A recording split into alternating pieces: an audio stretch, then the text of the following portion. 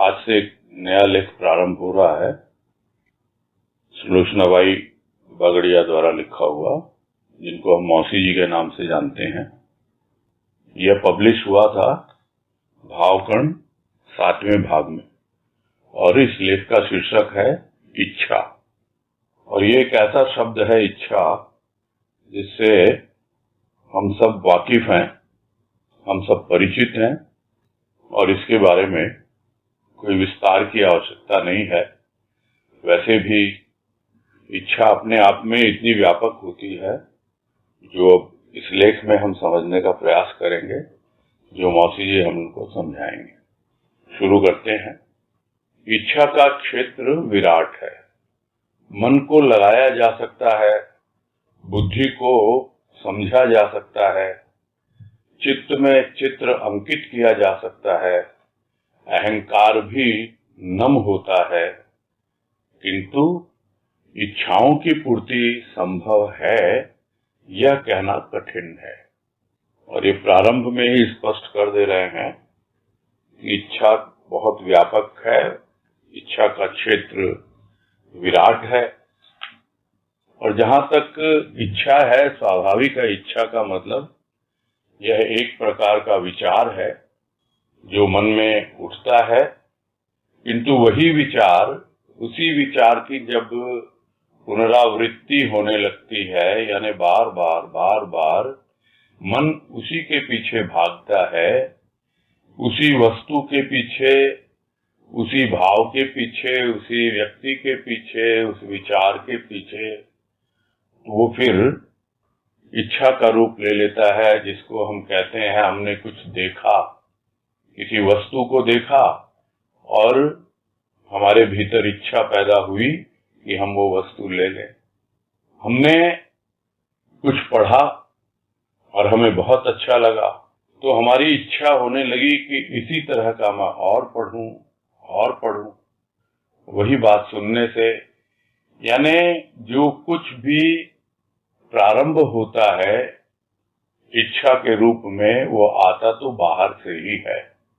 शुरुआत उसकी स्थूल से ही होती है, ज्ञानेंद्रियों के माध्यम से वो मन में प्रवेश करती है, और जब प्रवेश करती है और जब मन विचारों के द्वारा विचारों को घनीभूत करता है, एकत्रित करता है, और पुनः स्थूल में पहुंच जाता है, तब वह इच्छा का रूप लेने लगता है।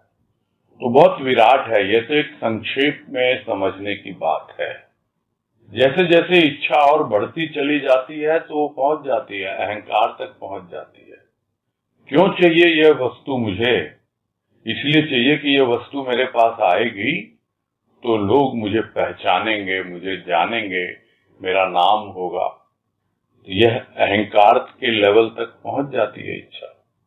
और अगर यह यूं कहा जाए कि यह अहंकार ही है जो इच्छा पैदा कर रहा है, तो बहुत विराट क्षेत्र है। इसको समझना या अनुभव करना इतना आसान नहीं है। कहने को तो हम कहते हैं कि मन को लगाया जा सकता है, और लगाते भी है मन को। जो मन को अच्छा लगता है, मन वहां टिक जाता है। जिसमें मन को रस आने लगता है, लग जाता है। इसका मतलब यह नहीं हुआ कि जो अच्छा लगा वहीं पे उसकी इच्छा पूर्ति हो गई।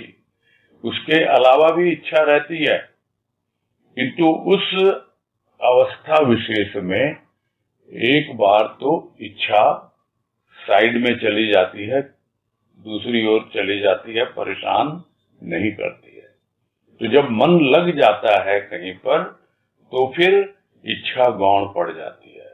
तो मन को लगाया जा सकता है, और बुद्धि को भी समझा जा सकता है कि हाँ भाई, मेरी बुद्धि, जिसमें विवेक आता है, और बुद्धि अपने आप को संभाल लेती है, समझाती है खुद को। मन को क्या समझाए? मन को तो समझने में समय लगेगा, किंतु अपने आप को तो बुद्धि समझ सकती है, समझा सकती है। उसी तरह चित्त में भी यदि कोई प्रभु का चित्र या कुछ इस तरह की बात छप जाए, इतना ज्यादा हमारे चित्त में बैठ जाए तो फिर देखना होगा कि फिर वृत्तियों का क्या रूप रहता है, वो वृत्तियां किस ओर जाती हैं, क्योंकि यह वृत्तियों का समूह यही तो विचार बनता है और यह विचार यही तो इच्छा का रूप लेता है। तो चित्त में चित्र अंकित तो कर दिया, तो उस मुहूर्त में तो इच्छा उसके नीचे दब गई, छिप गई। वैसे ही अहंकार भी झुक जाता है प्रभु के चरणों में। जब भक्त भक्ति में लगता है, अहंकार उसका झुक जाता है, तो क्या भक्त के मन में कोई इच्छा पैदा नहीं होती? तो इन सब बातों का सार क्या है कि इच्छाओं की पूर्ति संभव हो पाती है, यह कहना कठिन है।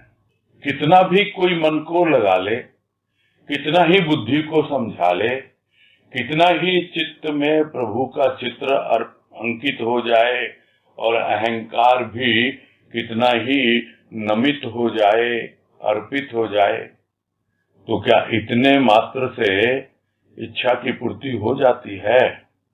यह कहना बहुत कठिन है, मतलब विचारणीय है। हो सकता है हो जाए, हो सकता है नहीं हो।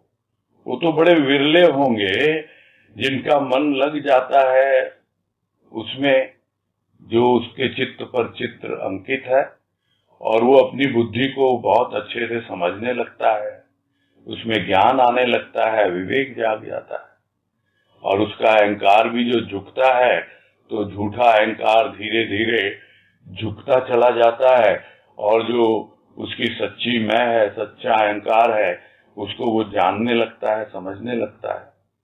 यानी धीरे धीरे इच्छाओं का रूप बदलता है। इन सब बातों से यही समझ में आता है, इच्छाओं की पूर्ति होना एक अलग है, इच्छाओं का रूपांतर होना, उनका एक अलग रूप धारण करना, यह अलग बात है। तो पूर्ति होगी कि नहीं होगी, यह संभव है कि नहीं, यह कहना थोड़ा कठिन होता है। आगे है, इच्छाएं कली हैं। उद्यान में कितनी ही कलियां खिलती हैं, मुरझाती हैं, फिर भी उद्यान की कलियां अनगिनत हैं। मनुष्य के मन में भी इच्छाएं उत्पन्न होती हैं, विलीन होती हैं, एवं फिर भी उत्पन्न होती ही रहती हैं। पेड़ एक है, कलियां अनेक। एक पेड़ में कितनी कलियां खिलेंगी, इसे कौन जान सकता है? यही हाल इच्छा का भी है। अब यहाँ उदाहरण लिया गया है इच्छाओं का कलियों के साथ। तो इच्छाएं जो है कली की तरह है, और यह जीवन एक उद्यान की तरह है। जीवन में स्थिति परिस्थिति बदलती रहती है, सोच बदलती रहती है, जीवन का जीने का ढंग बदलता रहता है। तो इस प्रकार इच्छाओं का रूप भी बदलता रहता है। तो इस जीवन में कितनी ही कलियां खिलती हैं, मुरझाती हैं, यानी कितने ही रूपों में इच्छाएं पैदा होती हैं और फिर वापस मिट जाती हैं, पूर्ण हो जाती हैं, और या फिर दबी रह जाती हैं। तो उद्यान तो है अभी भी, कलियां भी अनगिनत हैं। तो जीवन यूं ही चलता रहता है, न जाने कितनी इच्छाएं आती हैं, कितनी पूरी होती हैं, और कितनी यूं ही जैसे कलियां मुरझा जाती हैं, झड़ जाती हैं खिलने के बाद। तो खिल गई तो हो सकता है मिल गई, और अगर खिली भी और उसकी सौरभ नहीं फैला पाई, यानी इच्छाओं की पूर्ति नहीं हो पाई, फिर भी झड़ गई वो। तो यह चलता रहता है जीवन में। तो इच्छाएं कली के समान है। तो मनुष्य के मन में भी उसी तरह इच्छाएं उत्पन्न होती हैं। जैसे किसी एक पेड़ में कलियां बनती हैं, उत्पन्न होती हैं, तो वैसे ही मन में भी इच्छाएं उत्पन्न होती हैं, और फिर जैसे झड़ जाती हैं कलियां, उसी तरह इच्छाएं भी विलीन हो जाती हैं। तो इसका मतलब यह नहीं होता कि उस इच्छा की पूर्ति हो गई या फिर नई कोई इच्छा पैदा नहीं होगी। किंतु इच्छाएं फिर भी उत्पन्न होती रहती हैं, जैसे कलियां फिर भी और उस पेड़ में उगती ही रहती हैं। तो पेड़ तो एक ही है, यह मानव का जीवन है, यह उसका मन है जिसमें इच्छाओं की कलियां निकल रही हैं। तो इस एक मन में कितनी ही इच्छाएं हैं कलियों के रूप में, पेड़ तो एक ही है। कौन बता सकता है कि कितनी कलियां खिलेंगी? कौन जान सकता है? किसी को भी एडवांस में पता नहीं होता, पहले से पता नहीं होता कि मेरे मन में कौन सी इच्छा जागृत होने वाली है या कौन सी इच्छा नहीं आएगी, तो कोई नहीं जान सकता। तो यही हाल है इच्छा का, कि जिस तरह कलियां खिलती हैं, मुरझाती हैं, झड़ जाती हैं, फिर भी कलियां खिलती रहती हैं। पेड़ है, पेड़ में लगती हैं कलियां, एक निकली तो इसका मतलब यह थोड़ी कि दूसरी नहीं निकलेगी। तो एक इच्छा पैदा हुई तो इसका मतलब यह नहीं कि दूसरी इच्छा नहीं आएगी। तो यह चलता रहता है जीवन में। आगे है, क्या मनुष्य की सभी इच्छाएं पूर्ण होती हैं? तो उत्तर होगा, क्या उद्यान की सभी कलियां पुष्प बन देव के चरणों में अर्पित होती हैं? यह तो प्रकृति की शक्ति है कि कली पुष्प बने और देव के चरणों तक पहुंचे। वह कली भी धन्य है जिसके भीतर की यह भावना है कि यदि मैं खिलूं तो आत्मदेव के लिए खिलूं, मुरझाऊं तो आत्मदेव के चरणों में। तो क्या मनुष्य की सभी इच्छाएं पूरी होती हैं? स्वाभाविक है, यह प्रश्न तो उठना स्वाभाविक है। तो इसका मतलब क्या है? इच्छाएं पूरी नहीं होती तो न करें इच्छा। तो क्या संभव है इच्छाएं पैदा नहीं होंगी? इच्छाएं पैदा भी होंगी, कुछ अधूरी रह जाएंगी और कुछ पूरी भी हो जाएंगी, पता नहीं। जिस तरह किसी भी उद्यान में, बगीचे में कलियां खिलती हैं, तो क्या सबकी सब कलियां पहुंचती हैं अपने आत्मदेव तक? यानी जो कुछ भी हमारे भीतर मन में विचार इच्छाओं का रूप लेते हैं और हम यह सोच लेते हैं कि हमारे भीतर एक इच्छा पैदा हुई कि हम अपने आप को जाने, हम अपने आत्म स्वरूप के से परिचय प्राप्त करें। यह इच्छा अगर पैदा हो भी गई तो क्या जरूरी है कि यह पूरी हो जाएगी? अब अगर एक इच्छा है और वही अगर बलवती है, तब हमको समझना होगा कि आखिर इन इच्छाओं के साथ और कितनी इच्छाएं आ रही हैं। तो एक है कली, खिल गई, उसका सौभाग्य है कि वो खिली, प्रकृति ने उसकी सहायता की। प्रकृति की शक्ति है जो कली को पुष्प बनाती है और वो पुष्प देव के चरणों में पहुंचता है, अर्पित होता है। किंतु क्या सभी कलियां पुष्प बनकर देव के चरणों में अर्पित होती हैं? यही है विचारणीय। यानी हम जो भी इच्छाएं करते हैं, क्या वो हमारे प्रभु को समर्पित होती हैं? सारी इच्छाएं, बहुत सी ऐसी इच्छाएं भी होती हैं जो हम उस तक पहुंचा ही नहीं पाते हैं। और यदि किसी के भीतर एक ऐसी इच्छा हो कि भाई मेरी इच्छा अगर आए भीतर, यानी कली जब धन्य होती है, यानी वो इच्छा रूपी कली कब धन्य होती है? जब उसके भीतर यह भावना होती है कि मैं अगर खिलूं तो अपने प्रभु के लिए खिलूं, अपने आत्मदेव के लिए खिलूं, और अगर मुरझाऊं तो फिर उसके चरणों में मुरझाऊं। यानी अभी मैं उसके चरणों तक पहुंच पा रही हूं कि नहीं पा रही हूं?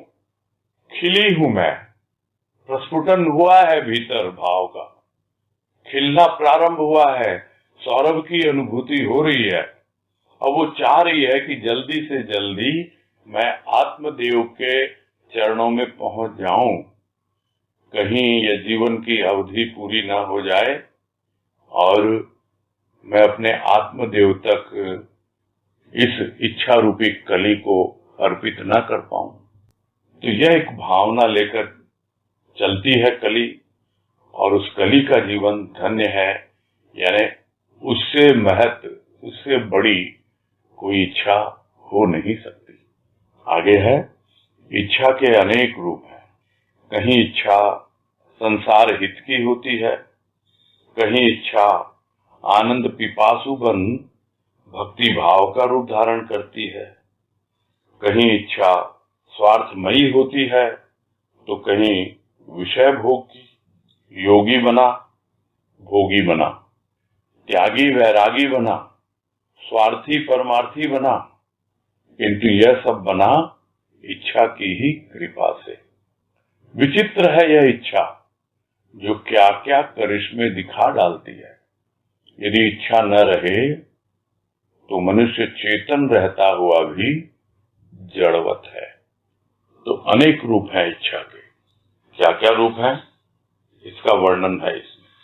तो कुछ लोगों के मन में इच्छा होती है कि मैं लोगों की भलाई करूं, मैं लोगों के काम आऊं, मेरे पास जो कुछ भी है, स्थूल में सूक्ष्म में जो कुछ भी दाता की देन है, वो लोगों के हित के लिए, दूसरों की भलाई के लिए खर्च हो।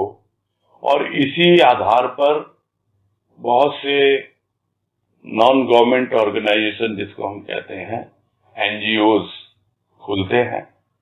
सेवा भाव के लिए ही खुलते हैं, संसार हित की इच्छा के लिए ही खुलते हैं। किंतु जब हम देखते हैं चारों ओर, तब हमको समझ में आ जाता है कि यह संसार हित की इच्छा का प्रेरक कौन है। कहां से किसी को प्रेरणा मिलती है कि मैं संसार का भला करूं, मैं संसार के लिए कुछ करूं। कौन कहता है उसको? कहां से ये इच्छा उत्पन्न होती है? तो इच्छा तो सभी मन में ही उत्पन्न होती है। तो जो पहले भी बात आ रही थी कि उसका उद्गम स्थल अगर गहराई में समझा जाए तो वो अहंकार है। वो जो अहंकार, वो कहता है कि मैं लोगों की भलाई करूंगा, हित करूंगा। पुराने जमाने में तो बहुत होता था, किसी के लिए धर्मशाला बना दी, कहीं अस्पताल बना दिया और उसमें अपना नाम खुदवा दिया। अपना नाम किस लिए खुदवा दिया? इसलिए ताकि उसका नाम हो। ये नाम है क्या? ये नाम अहंकार का ही तो रूप है। तो कहने को तो संसार हित की इच्छा है, किंतु उसके पीछे अपने नाम की इच्छा ज्यादा है। तो कहीं संसार हित की इच्छा होती है और कहीं जो इच्छा होती है कि भाई मुझे तो आनंद चाहिए, बहुत हो गया ये स्थूल का जीवन, कहां कहां इन इच्छाओं से के वशीभूत होके मैं दौड़ता रहा, क्या क्या करता रहा, मिला नहीं मुझे आनंद। तो यह आनंद का पिपासु बनता है जब प्राणी, तब वही इच्छा भक्ति और भाव में रूपांतर होने लगती है, यानी उसका रूप बदल जाता है। पहले इच्छा थी भौतिकता की, दुनियादारी की, और अब लगा भक्ति में। किंतु इतनी आसानी से छूटती नहीं है भक्ति में भी दुनियादारी की इच्छाएं। तब भी यही इच्छा रहती है अपने भगवान से, भक्त की, कि पहले मेरे ये सब काम तो निपटा दे, ये परेशानी है, वो परेशानी है। वो इच्छाएं लेकर ही आता है उसके पास, अपनी मनोकामनाएं पूरी करने के लिए ही आता है। यह तो कृपा होती है किसी की कि उसके भीतर आनंद की पिपासा जागती है, प्यास जागती है कि भी भक्ति तो मैं कर रहा हूं इतने दिनों से, किंतु मुझे कितना आनंद मिला, क्या मेरी प्यास बुझी अभी भी, क्या मेरी इच्छाएं शांत हुई? नहीं, इच्छाएं तो बढ़ती जा रही हैं। तो फिर उसको ऐसा रूप दिया जाए ना कि वो सही दिशा में हो, तब जाकर भक्ति और भाव का रूप बदलता है। वो इच्छा आनंद की पिपासा लेकर आगे बढ़ती है। और ये तो हम देखते ही हैं, स्वार्थमयी इच्छा लेके आता है। और दुनिया में तो स्वार्थ ही स्वार्थ, दो ही जीवन है, जीवन के दो ही रूप हैं। और कितनी बार हम लोग उसको बात कर चुके हैं, यह एक प्रकार की कसौटी है जिस पर हम अपनी इच्छाओं को, कामनाओं को कस लेते हैं, कस सकते हैं कस लेते भी हैं। जैसे सुनार के पास जाते हैं, उसके पास एक कसौटी होती है और वो उस पे घस के देख लेता है कि सोने में कितनी शुद्धता है, कितना खरा है ये सोना। वैसे ही हम अपनी इच्छा को इस कसौटी पे कस के देख लें कि उस इच्छा में कितनी शुद्धता है। क्या है वो कसौटी? वो कसौटी है स्वार्थ और अहंकार। क्या हमारी इच्छा में कोई स्वार्थ तो नहीं है? क्या हमारी इच्छा में कोई अहंकार तो नहीं है? यानी अपना अहंकार बढ़ाने के लिए तो मैं भक्ति नहीं कर रहा हूं, अपने आप को दिखाने के लिए कि मैं बहुत बड़ा भक्त, मैं बहुत बड़ा ज्ञानी, मैं क्या क्या जानता हूं, क्या करता हूं, क्या नहीं करता हूं। वो अहंकार से पोषित होती है वो इच्छा। और दूसरी ओर स्वार्थ। स्वार्थ से हम सब अवगत हैं, जानते हैं, पूरी दुनिया में स्वार्थ ही स्वार्थ भरा हुआ है, भौतिकता में तो है ही। तो वो इच्छा स्वार्थ में ही होती है और भगाती है प्राणी को, विषयों में लिपटाती है और भोगी बन जाता है प्राणी, यानी भोगों में ही लिप्त रहता है। तो एक तो भोग है स्थूल का, जिसे हम कहते हैं आसक्ति है। दूसरी ओर भोग है सूक्ष्म का। लेकिन वहां भी यदि स्वार्थ और अहंकार आ गया, तब कैसे कह पाएगा कि मेरे भीतर यह भावना है प्रभु कि मैं खिलूं तो अपने आत्मदेव के लिए खिलूं, मुरझाऊं तो आत्मदेव के चरणों में। कैसे कह पाएगा वो? क्योंकि उसकी इच्छा में अभी स्वार्थ है, अहंकार है। और भोग की अगर भावना है तो क्या वो पूरी तरह से प्रभु के चरणों का भोग बन गया? क्या उसका प्रसाद बन गया? और प्रसाद बन करके क्या उसका वितरण हो रहा है? जैसे प्रभु को भोग लगा दिया जाता है भगवान को और वो भोग सब में वितरित हो जाता है। तो भोग की इच्छा भी होती है, उसका रूप भी बदल जाता है। किंतु जिसे विषयों में आनंद आने लग गया, बड़ा कठिन है उसको शुद्ध आनंद तक पहुंचने में। जिसको झूठे अहंकार में मजा आने लग गया, बहुत कठिन है उसके लिए अपने सच्चे अहंकार यानी अपने अहम को समझना, अपनी शुद्ध मैं तक पहुंचना। तो देखते हैं हम, कहीं इच्छा स्वार्थ में ही है तो कहीं इच्छा विषय भोग की भी है। तो इन सब का क्या तात्पर्य है? क्या जीवन है प्राणी का? तो कहीं तो योगी बना हुआ है, कहीं भोगी बना हुआ है। इतना ही नहीं, घर संसार भी छोड़ देता है, त्यागी बन जाता है, बैरागी बन जाता है, साधु महात्माओं का चोला धारण कर लेता है, जंगल की ओर निकल पड़ता है, आश्रम में रहने लगता है। क्या क्या रूप बदलते हैं उसके। ये क्या है? ये सब इच्छाओं का ही रूप है। स्वार्थी परमार्थी भी बना, सब बदलते रहते हैं जीवन में। पहले स्वार्थी था और परमार्थी भी है, लेकिन उस परमार्थ में भी क्या शुद्ध है वो परमार्थ? उसमें कितना अर्थ समझा है परम का? परम का जिसने अर्थ समझा, वास्तव में वही तो परमार्थी है। और स्वयं का जिसने अर्थ समझा, वही तो स्वार्थी है। साधारणतः स्वार्थी यही कहते हैं कि भाई जो अपने आप के बारे में सोचता है। हम परमार्थी उसको कहते हैं जो पर के बारे में सोचता है, दूसरों की भलाई, संसार का हित सोचता है, वो परमार्थी है, वो धार्मिक है। क्या इतने से ही परमार्थी हो जाता है? क्या इतने से ही स्वार्थी हो जाता है? तो ये सब बड़ी गंभीर चीजें हैं, गहन चीजें हैं। जब तक इस पर चिंतन मनन नहीं करता प्राणी, तब तक इच्छाओं का रूप समझ नहीं पाता है। तो यह सब जो कुछ भी बना, चाहे योगी बना, भोगी बना, त्यागी वैरागी बना, स्वार्थी परमार्थी बना, कहां से शुरू हुई बातें? शुरू हुई इच्छा से। यह इच्छा की ही कृपा होती है जो व्यक्ति को क्या से क्या बना देती है। विचित्र है यह इच्छा, क्या क्या करिश्मे दिखा डालती है। करिश्मे यानी चमत्कार। यदि पूरी तरह लग जाए, सोचा ही नहीं होता, ऐसी ऐसी बातें जीवन में घटित हो जाती हैं कि प्राणी चमत्कृत हो जाता है, सोचता ही नहीं कि अरे एक छोटी सी इच्छा आई तो थी एक चिंगारी के रूप में, और आज वही चिंगारी एक आग का रूप ले बैठी है, करिश्मे दिखाती है। छोटी सी एक प्रेम की चिंगारी, प्रभु प्रेम की चिंगारी, एक इच्छा पैदा हुई और कहां से कहां पहुंचा देती है प्रभु के प्रेम को, उसके भाव को। तो विचित्र है यह इच्छा, समझ नहीं पाता प्राणी, करिश्मे तो दिखाती ही दिखाती है, इसमें कोई संदेह नहीं है। और यदि कोई कहे भाई मेरे भीतर कोई भी इच्छा नहीं है, तो है तो चेतन, किंतु चेतन होते हुए भी वो जड़वत जीवन व्यतीत करता है। जड़ क्या है? जड़ है मशीन, यंत्र जो चलता फिरता है। इसका मतलब यह नहीं है कि वो चेतन है। हम कहेंगे जो गतिशील है वो चेतन है, तो क्या एक कार है जो चल रही है सड़क पर, वो चेतन है?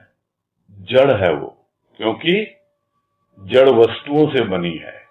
तो उसी तरह यह यंत्र है, यंत्रवत जीता है प्राणी, जड़वत जीता है चेतन होते हुए भी।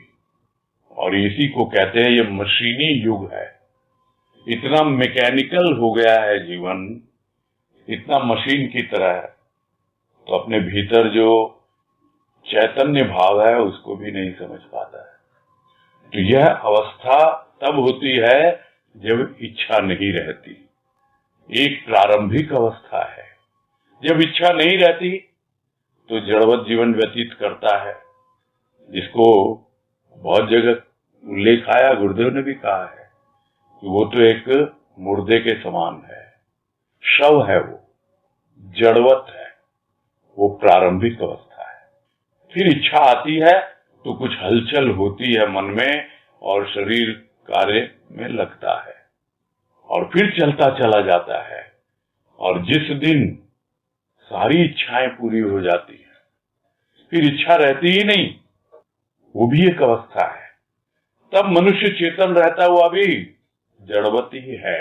वो समझ लेता है ये शरीर क्या है, यह एक यंत्र है, यह स्थूल यंत्र है, और यह सूक्ष्म मन बुद्धि चित्त अहंकार ये क्या है, यह भी एक यंत्र है, यह एक सूक्ष्म यंत्र है। और मैं कौन? मैं जो हूं, मैं हूं, यह होता है रूपांतर।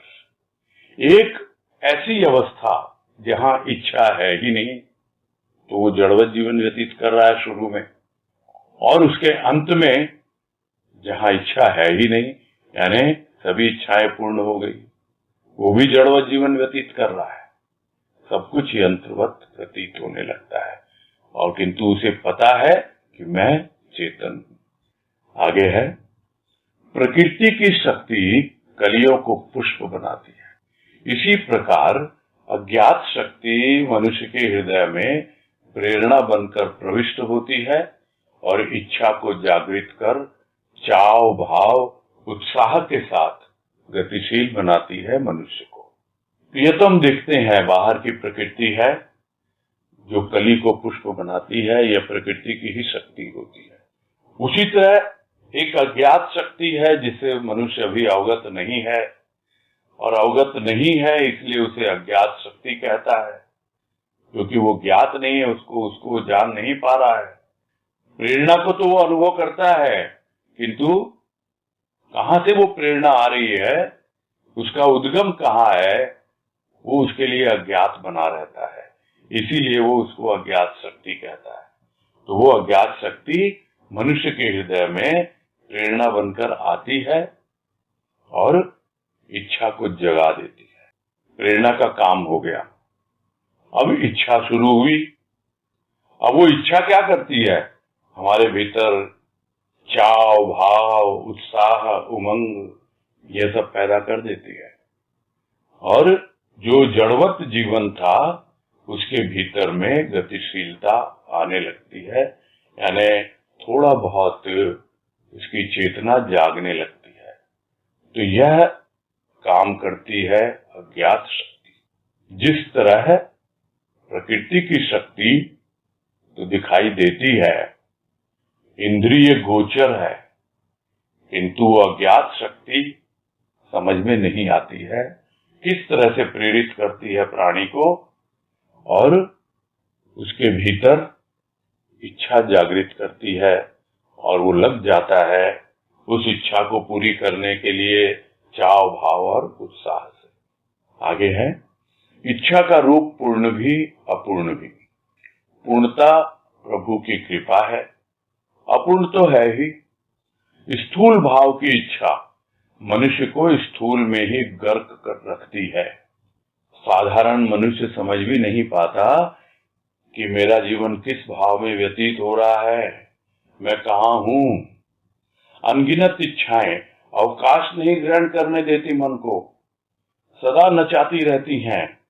इस इच्छा ने तो बड़ों बड़ों को भूमिका बनाकर छोड़ा है। तभी तो किसी ने कहा है, एक संदेश की इच्छा भी मनुष्य को पुनः भूमि पर लाती है। तो इच्छा का रूप पूर्ण भी है अपूर्ण भी है। स्वाभाविक है कि सभी इच्छाएं पूरी नहीं होती हैं, पूर्ण नहीं हो पाती, और जब तक पूर्णता की उपलब्धि नहीं होती प्रभु की कृपा से, तब तक वो इच्छा पूर्ण होती भी नहीं है। प्राणी समझ नहीं पाता अगर कोई इच्छा पूरी हो रही है, पूर्णता को उपलब्ध हो रही है, तो वो उसके पीछे प्रभु की कृपा है, और नहीं तो अपूर्ण तो रहती ही रहती है। जबकि लोग कहते हैं उल्टा। क्या कहते हैं? कोई काम बन गया तो बहुत अच्छी बात, मेरे मन में इच्छा आई, मैंने मेहनत की और मेरा काम हो गया। और वो इच्छा आई और काम नहीं बना, पूरा नहीं हुआ, तब क्या बोलेगा? ये तो प्रभु की इच्छा है। यानी काम नहीं हुआ, अपूर्ण रह गया, वो प्रभु की इच्छा कहता है। वो समझ नहीं पाता कि पूर्ण होना प्रभु की इच्छा है, अपूर्ण तो ऐसे रहती ही रहती है। कितनी हजारों लाखों इच्छाएं हैं, कितनी पूर्ण होंगी? जो पूरी हो गई तो समझ लें कि प्रभु की कृपा है। अब स्थूल भाव की इच्छा है जो स्थूल से प्रेरित हो रही है, तो मानवीय बात है, तो उसी स्थूल में गर्क रखती है। गर्क रखने का मतलब उसी में डुबा के रखती है। जो एक साधारण मुहावरा हम सुनते हैं ना कि बेड़ा गर्क हो गया। बेड़ा गर्क हो गया माने समुद्री बेड़े होते थे और अभी भी होते हैं, जो जाते हैं पूरा अपना ग्रुप में, और गर्क हो गया यानी पूरी तरह समुद्र में डूब गया।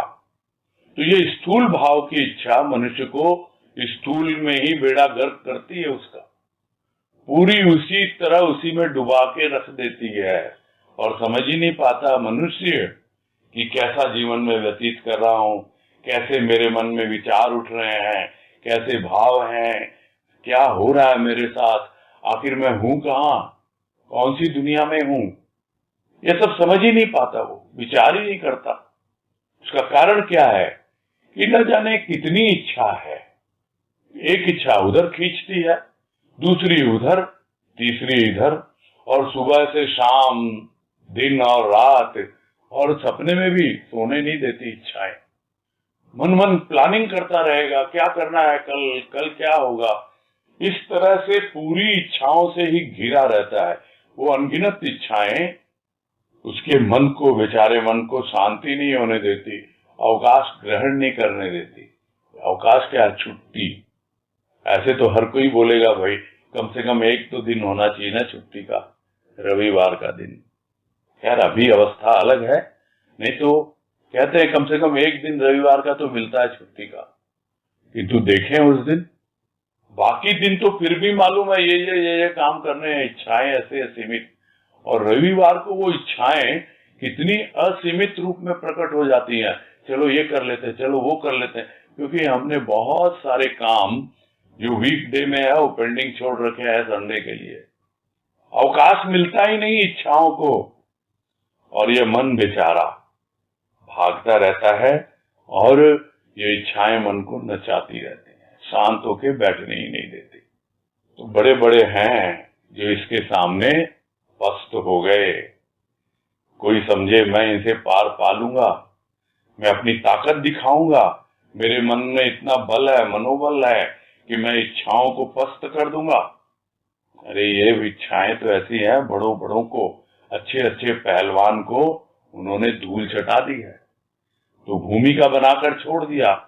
प्राणी धूल में ही लौटता रहता है, धूल ही चाटता रहता है। यह अवस्था बनती है इन इच्छाओं के कारण। तो किसी ने कहा है कि मन में एक छोटी सी इच्छा भी रह जाए कि भाई मुझे किसी का संदेश मिलता, कोई आवाज सुनाई पड़ती कि मुझे लेने के लिए कोई आया है, कोई आएगा मुझे लेने के लिए। अरे मैंने जिंदगी भर जिसको याद किया है वही तो आएगा मुझे लेने के लिए। और वो जो इच्छा अगर पूरी नहीं हुई तो फिर से आना पड़ेगा। तो यह इच्छा भी नहीं रखनी कि मैंने अपना पूरा जीवन प्रभु के लिए समर्पित किया है, अब यह उसकी ही इच्छा है कि वो अंतिम समय में मुझे अपने में समाने के लिए आए या न आए, क्योंकि सारा जीवन तो उसी की इच्छा पर आधारित होकर बिताया है। तो अब मन में ये इच्छा क्यों हो कि भाई उसका संदेश आए कि हाँ भाई चल मैं तुझे लेने आया, और वो संदेश अगर नहीं आया, उसकी इच्छा रह गई अपूर्ण, तो फिर से भूमि पर आना पड़ेगा। आगे है, प्राणी की वृत्तियां स्थूल में ही अधिक रमण कर उसके उपभोगों में सुख मानती है। मान्यता में सुख भी दुख भी। यथार्थ में आनंद है भाव में। आनंद की पिपासा ही इच्छा बन भूमि पर ले आई आनंद लोक के आनंद स्वरूप को।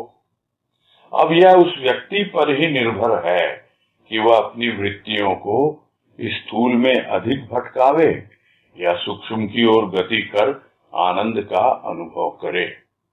वृत्तियां स्थूल में रमण न कर भावलोक में रमण करती तो आनंद लोक के प्राणी को आनंद आता और वह कह उठता, इच्छा वृत्ति की तृप्ति केवल भाव में है।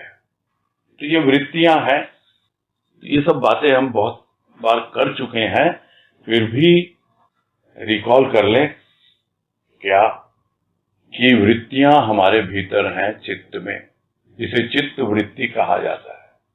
और वो चित्त वृत्ति जब बाहर प्रकट होती है उसी से प्राणी की प्रवृत्ति बनती है, यानी उन्हीं कार्यों में वो प्रवृत्त होता है।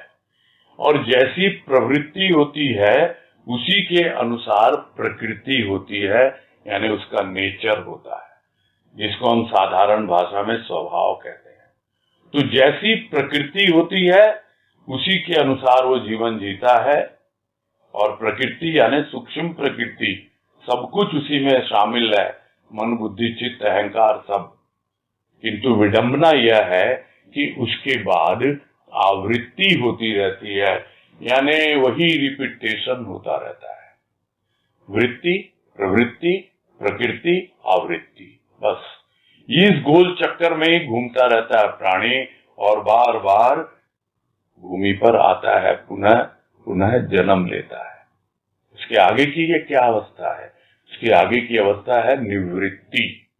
तो जब तक निवृत्ति नहीं अनुभव में आएगी तब तक ये प्राणी की वृत्तियां जो हैं उसको गोल चक्कर में घुमाती रहेंगी। तो ज्यादातर तो ये वृत्तियां स्थूल में ही रमण करती हैं और उसी के उपभोगों में ही सुख मानती हैं ये वृत्तियां, क्योंकि ये बहुत पुराना अनुभव है। देह तो थी ना हमेशा, देह बोध में जीना, भोगों में लगे रहना, यह तो इतर योनियों में हमेशा रहा ही है। वृत्तियां वैसी ही बनी है पहले से और वही प्रेरित भी करती हैं, उसी में सुख का अनुभव करती हैं। जिसको गुरुदेव समझाते हैं कैसे कैसे रूप होते हैं मन के, कि गधा मन है वो तो मिट्टी में लौटेगा ही लौटेगा, स्थूल में रमा ही रहेगा वो तो, और उसी में सुख मानता है वो। तो वो क्या गलत कर रहा है? उसकी वृत्ति वैसी है। तो ज्यादातर वृत्तियां प्राणियों की स्थूल में ही रमण करती है और उसके उपभोगों में ही सुख मानने लगती है, वही अच्छा लगता है उनको। और फिर अपनी अपनी मान्यताएं हैं सबकी, मन जो मान ले वही मान्यता है। तो जब तक अपनी मान्यताओं में रहेगा, यानी मन के धरातल पर रहेगा, तो वहां तो सुख भी आएगा और दुख भी आएगा। तो मन में विचार उठते हैं और मन में ही इच्छाएं उठती हैं और उसी के अनुसार मान्यताएं बनती है। और मान्यताएं हम प्राय कहते हैं अपने किसी पूर्वजों की मान्यताएं, हमारे घर परिवार की मान्यताएं, वो कहां से आई? संस्कारों से आई है, चित्त वृत्ति से आई है वो सब। और इसी कारण सुख और दुख लगा रहता है। यथार्थ में समझ में नहीं आता उसको। यथार्थ क्या है? यथार्थ है आनंद, और वो कहाँ है? वो है भाव में। यानी जब तक हम मन में घूमते रहेंगे, विचारों में घूमते रहेंगे, इच्छाओं में ही नाचते रहेंगे, खेलते रहेंगे और सुख में ही, उपभोगों में ही पूरा स्थूल में रमे रहेंगे, तो हम आनंद को समझ नहीं पाते। थोड़ा सा भाव की अनुभूति हो, स्थूल के माध्यम से हमारे मन में थोड़ा सा भाव अनुभव में आएगा, तब जाकर के वो भाव आगे बढ़ेगा। जो कल भी बात हो रही थी, विचार होते हैं, वो विचार भावना बनते हैं और वो भावना फिर भाव का रूप ग्रहण करते हैं। तब धीरे धीरे आनंद आने लगता है। नहीं तो सुख दुख के झूले में ही झूलता रहता प्राणी। वो समझ नहीं पाता था, और अब भी क्या समझ पाया कि यह तो आनंद की पिपासा ही थी। इसके भीतर इच्छा रह गई, वो जो उसको भूमि पर लाई है। कहां से? आनंद लोक से, इस आनंद स्वरूप मानव को। तो यह तो संतों का जीवन, और यह पूरा का पूरा वाक्य गुरुदेव न जाने कितनी बार हम लोगों को समझाते रहे हैं, आज भी समझा रहे हैं। यह तुम्हारी आनंद की पिपासा ही है, उसकी इच्छा है जो अधूरी रह गई। इसके पहले तुमको कभी भी उस तरह की प्रेम भाव की अनुभूति नहीं मिली, और इसलिए तुम्हें वो आनंद की अनुभूति नहीं मिली। वो आनंद की प्यास तुम्हारी वो अधूरी रह गई, इसलिए तुम इस भूमि पर आए हो। कहां से आए हो? उस आनंद लोक से आए हो। बार बार आते हो, जाते हो, किंतु वो प्यास बुझा नहीं पाते। आनंद लोक से आए हो, तुम आनंद स्वरूपी ही हो, तुम उस आनंद का ही रूप हो। तो वो तो कहते ही थे, तू आनंद लोक से आया है, आनंद मनाने के लिए आया है, और एक दिन पुनः उस आनंद में ही समा जाना है। तो अब यह तो उस व्यक्ति पर निर्भर है कि वो अपनी वृत्तियों को कहां लगाता है, स्थूल में या सूक्ष्म में। तो स्थूल में तो भटकन है, और अभी तक यदि थोड़ा बहुत भी हमें समझ में ना आया हो कि स्थूल हमको कितना थका डालता है, कितना भटकाता है, तो समझ ही नहीं पाएंगे। तो वृत्तियों को यदि स्थूल में ही भटकाता रहेगा तो ये तो हमारे ऊपर डिपेंड करता है। और या फिर हम सूक्ष्म की ओर ले जाएं, उसको भाव की अनुभूति करें, तो भाव के माध्यम से हमें धीरे धीरे आनंद का भी अनुभव होने लगेगा। तो जब वृत्तियां हमारी स्थूल में रमण नहीं करके भाव लोक में रमण करती है, तब हमें पता लगता है कि यह जो लोक है, यह मृत्यु लोक नहीं है, यह पृथ्वी लोक नहीं है, यह तो आनंद लोक है। और मैं आनंद लोक का प्राणी हूँ, और मैं आनंद मनाने के लिए आया हूँ, और आनंद घन का आशीर्वाद मुझ पर है।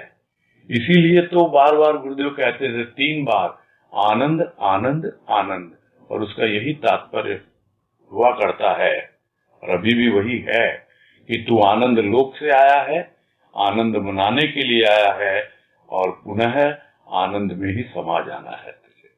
तब प्राणी को आनंद आता है, इस आनंद लोक के प्राणी को, और वह अपने आप ही उसके भीतर से आवाज निकलती, कह उठता कि भाई, जो वृत्तियां इच्छा का रूप धारण करती हैं, जो प्रवृत्त करती हैं बार बार किसी इच्छा को पूरे करने के लिए, उसकी तृप्ति कहाँ संभव है? उसकी तृप्ति संभव है केवल भाव के द्वारा। केवल भाव में ही हम तृप्त हो सकते हैं, उन इच्छाओं की तृप्ति का अनुभव कर सकते हैं। आगे है, तृप्ति का सौंदर्य दीप्ति है। प्रथम तृप्ति आए तो दीप्ति भी आए। फिर भी यही कहना पड़ता है कि इच्छा रूपी कलियां अनगिनत हैं। अंतिम श्वास तक भी इच्छा का रूप कोई समझ न सका कि किस अवस्था में कौन सी इच्छा जागृत हो जाती है। समझता है वही जो समा जाता है सत्य में। श्वास श्वास में उसका इष्ट उसे प्रेरणा देता रहता है, भले बुरे का भान उसे संकेत रूप में कराता रहता है। तो तृप्ति तो केवल भाव में है, और जैसे जैसे तृप्ति आती जाती है, वो भाव अपने आप उसके भीतर छिपे हुए उस सौंदर्य को प्रकट करता है। यह सौंदर्य बाहर का नहीं है, स्थूल का नहीं है। स्थूल का रूप होता है, सूक्ष्म का सौंदर्य होता है, जो भाव के द्वारा प्रकट होता है। हो सकता है विचारों से कुछ प्रकट हो और उसमें थोड़ी सी झलक भी हो, किंतु वो भी रूप से ही प्रभावित होगा। रूप बाहर का, विचारों का, स्थूल रूप, सौंदर्य भाव का, भीतर का। तो वो जो दीप्ति आती है तृप्ति के बाद, यानी तृप्त होता है भाव में, थोड़ा सा तृप्त होता है और कितना उसको संतुष्टि मिलती है, कितना शांति मिलती है, और अपने आप ही उस शांति का जो सौंदर्य होता है उसका अभी तक अनुभव नहीं किया था। अभी तक तो तड़क भड़क, ऊपरी आडंबर, ऊपर से लीपा पोती और मेकअप, कि जो वास्तव में है उसको छिपा दो, ढक दो उसको। किंतु अपने आप को तो देखता है ना दर्पण में, वो तो बाहर का रूप है। भीतर का सौंदर्य कौन दिखाएगा? वो तो सद्गुरु रूपी दर्पण ही दिखाएगा कि देख, मुखड़ा देख ले दर्पण में, प्राणी देख ले, है ना कोई भजन, देख कितना पाप है कितना पुण्य तेरे जीवन में। तो उसमें कहा गया है प्रदीप के भजन में, यहाँ तो सद्गुरु दिखलाता है दर्पण, देख कितना सौंदर्य है तेरे भीतर छिपा हुआ। इस भाव का सौंदर्य है ये, और उसकी क्या चमक है। तो तृप्ति आए ना, पहले तो थोड़े समय तृप्त होना सीखो, यही तो भक्त की पहचान होती है। और धीरे धीरे वो दीप्ति यानी प्रकाश, उसकी प्रतीति भी होने लगती है, यानी ज्ञान की ओर भी बढ़ने लगता है। वो भीतर से अपना जो आत्म प्रकाश छिपा हुआ है उसकी झलक भी मिलने लगती है। तो क्या इतने में इच्छा शांत हो जाती है? नहीं, यही कहना पड़ता है कि इच्छा रूपी कलियां तो अनगिनत है। यही लगता है फिर भाव आए और भाव मिले और मैं आगे बढ़ता चला जाऊं, यह इच्छा तो रहती है। तो अंतिम श्वास तक भी कोई अगर समझ ले कि हाँ भाई, इच्छाएं किस तरह आती हैं, क्या उनका रूप है, किस अवस्था में कैसी इच्छा जागृत होती है, बोलना मुश्किल है। सूक्ष्म में रमा हुआ है, पूरी तरह भाव में मगन है, तृप्त भी है, और एकदम अचानक कहां से एक इच्छा जाग जाएगी, पता ही नहीं लगता प्राणी को, समझ ही नहीं पाता है किस अवस्था में कौन सी इच्छा जागृत हो जाती है। तो समझने के लिए क्या करना चाहिए, यही बतला रहे हैं। ऐसे लोग जो समझते हैं, कौन है जो समझता है? वही जो समा जाता है सत्य में। तो पूरी तरह तो समाया नहीं है अभी सत्य में। पूरी तरह जब सत्य में समा जाता है फिर तो कोई इच्छा रहेगी ही नहीं। फिर तो वो यही समझ पाएगा, अनुभव कर पाएगा कि यहाँ कोई मजबूरी नहीं है। नहीं तो मजबूरी में बोलते हैं जैसी भगवान की इच्छा। यहाँ तो जरूरी है कि भाई भगवान की इच्छा है ये कि ऐसा हो कि मुझे भाव की अनुभूति हो, कि मैं सत्य की ओर आगे बढ़ूं, उसमें समाऊं। और जिस दिन पूरी तरह सत्य मेरे भीतर छा जाएगा, उस दिन अपने आप समझ में आ जाएगा कि मैं साध्य तक पहुंच गया, मेरी साधना पूरी हो गई, तो क्या रह गया फिर? अब साधना, साध यानी इच्छा। अब कोई इच्छा नहीं है, साध है ही नहीं अब। यही तो साधना शब्द कहता है। जब तक साध है तब तक साधना करते रहो, सत्य में समाते रहो, और जिस दिन पूरी तरह सत्य भीतर बाहर समा जाएगा तो अपने आप उसे समझ में आ जाएगा। और श्वास श्वास में उसका इष्ट हमेशा प्रेरणा देता रहता है कि देखो ऐसे आगे बढ़ना है, सत्य आया है, सत्य में समा जा, जितना समाया उतना ही समझ में आया। फिर प्रेरणा देता है, आगे बढ़ आगे बढ़। श्वास श्वास में वो भाव की अनुभूति देता है, बतलाता है देख भाव आ रहा है भीतर, तुझे आगे बढ़ा रहा है। ये विचार हैं, ये विकार हैं, कौन भला है कौन बुरा है, सब कुछ उसका संकेत, इशारा, डायरेक्ट इनडायरेक्ट मिलता रहता है। बहुत बार तो सीधे सीधे भीतर में ही समझ में आ जाता है, और बहुत बार किसी और के माध्यम से, किसी और तरीके से, किसी दृश्य से, किसी व्यक्ति से बात करते करते, या कहीं कुछ देखते देखते, सुनते सुनते, पता नहीं कैसे उसको समझ में आ जाता है कि यह संकेत कर रहा है मेरा प्रभु मुझे, ये इस तरह से तुम्हें करना है, यह भला है यह बुरा है। तो श्वास श्वास में इसका इष्ट उसे आगे बढ़ाता रहता है, प्रेरित करता रहता है, और इच्छाओं का रूप भी समझाता रहता है कि अब समाता जा, और देख किस अवस्था में कौन सी इच्छा जागृत होती है, और एक ऐसी अवस्था तेरी बनेगी जहां पूरी इच्छा अपने प्रभु में ही समा जाएगी। बस यही पूरा करते हैं। तनुश्री शर्मा, बोलो। प्रणाम भैया। हाँ नमस्कार, बोलो। भैया, जिन चीजों में हम रस लेते हैं या जो हमें अच्छी लगती हैं, जिस तरह के विचारों में हम रहते हैं, तो उससे हमें सावधान रहना पड़ेगा, क्योंकि वैसी अल्टीमेटली इच्छा है हमारे अंदर आती है। हाँ तो अच्छा, तो मतलब हमको केयरफुल रहना है कि हम किन चीजों में रस ले रहे हैं या कैसे विचार रखते हैं, ताकि वैसी इच्छा, मतलब इस तरह की इच्छा उत्पन्न ना हो बार बार।